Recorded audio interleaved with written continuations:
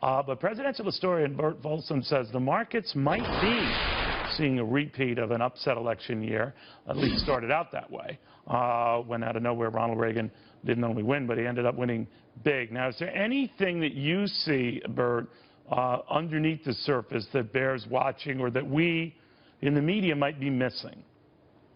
Well, it's true that there is a parallel in that the market is down at the election time in both elections. It could be that the Fed rate hike is playing a role. There are a lot of concerns now, too, because of the uncertainty with the election and the election results.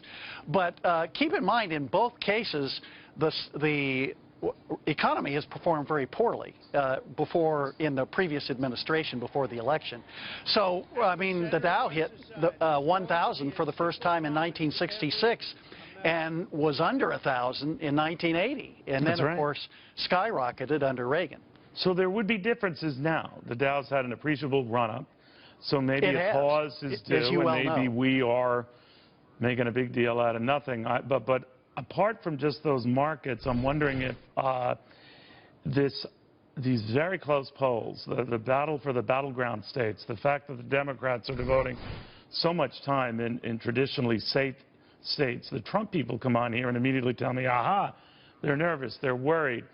But I look at the same polls that show it's not exactly Trump leading in those states, with the exception of Ohio. So what do you make of all of this?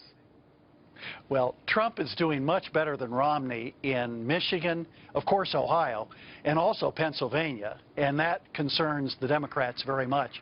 The Democrats are not Trump winning Pennsylvania, though? Thank you very much. Yes. Really? Yes, I think he can. Okay. Because of the fracking concern, too, is one that an issue that works in Trump's favor. You know, when we get all this early voting on it, raised this with Chris Wallace, do you get a sense that it's heavily favoring, with the high turnout Hispanic vote in Florida, for example, Hillary Clinton? Now, we'll never know, but that's sort of like a consensus view. But I've always wondered if Donald Trump doesn't have to win that vote, but if he could score higher than 30% of that vote, media damning comments notwithstanding, that could be a significant development, couldn't it? Well, it could. Now, Hillary is doing just about as well as Obama, or at least in Florida and North Carolina, she's doing better than the Democrats might expect.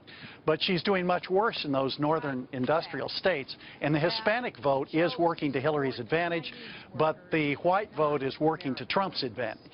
Yeah, you know, you always remind me, professors, about whose voters, supporters are more jazzed to turn out on Election Day. Now, the advantage that the Hillary Clinton forces have is they have a lot of money, they have a great ground game, they can literally push people out of their houses into a van and get them to the voting booth. I'm being trivial here to make the point that's no trivial advantage. How does this play out? Who gets out their vote in the most passionate numbers? Well, it could work both ways. Remember, Reagan was, on the weekend before the election, Reagan and Carter were roughly tied. Right. And Carter, as an incumbent, as a sitting president, had a good ground game in many states. But Carter lost by 10 points. So the ground game obviously is very valuable, but when you have a strong trend moving against you, a good ground game can't even offset that strong trend. All right, we'll watch closely. Burt Folsom, presidential historian, I thank you for that. Thank you, Neil. All right,